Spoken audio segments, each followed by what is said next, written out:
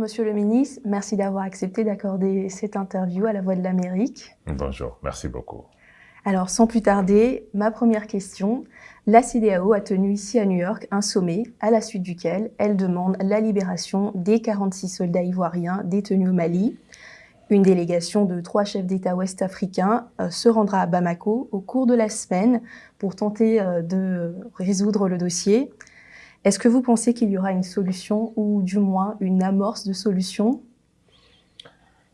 Tout dépend de la façon dont on prend la chose. Il est important de comprendre d'abord que ces mercenaires ivoiriens qui sont arrivés le 10 juillet à Bamako sont arrivés sans notification préalable, sans l'accord des autorités, avec des armes de guerre.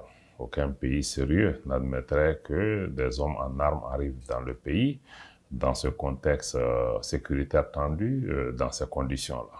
Donc c'est dans cette situation qu'ils ont été détenus. Et l'affaire a été transmise à la justice, qui les a mis sous mandat de dépôt.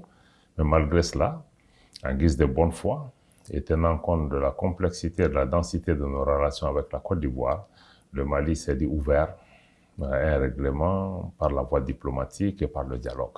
Je crois que ces deux voies sont parallèles et se poursuivent. Et c'est dans ce contexte que nous avons procédé le 3 septembre à la libération de 3 femmes soldats du contingent, ce qui laissait présager, en tout cas, des discussions plus approfondies pour la suite des éléments qui, pour le Mali, impliquent la nécessité d'avoir un certain nombre d'engagements de garantie par rapport au fait que la Côte d'Ivoire cesse d'être une base